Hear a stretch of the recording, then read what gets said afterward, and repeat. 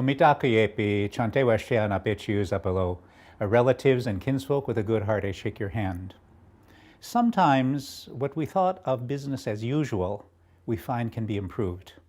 I remember in 1961 hearing people astonished that tobacco smoking, was not benign, that in fact it was dangerous. And so society needed to make a bit of a shift. And that's the case for the Diocese of New Westminster, in that you are examining the First Nations principles of learning. What's valuable, I think, for you to think about in this is not that it has to do with First Nations, but it has to do with being based on a different culture. Well, I understand with the Diocese of New Westminster's focus on these First Nations principles of learning, that that's the point that you have come to.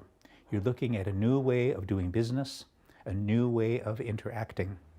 What makes these First Nations principles of learning valuable is not that they come from First Nations particularly, but it's what they're based on that matters. Because, number one, they're based on relationship.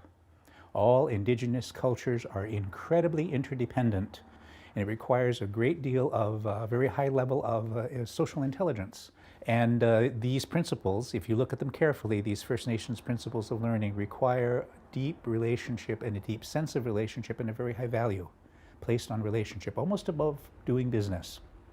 Secondly, First Nations joined the bulk of humankind over history in realizing that the spiritual world is the real world, and that this physical world is a manifestation of that spiritual world. It is motivated and its momentum is maintained by all the dynamics in that spiritual world.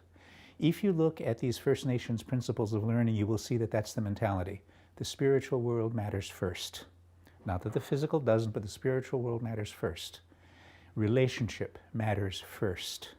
These are the themes in these First Nations principles of learning.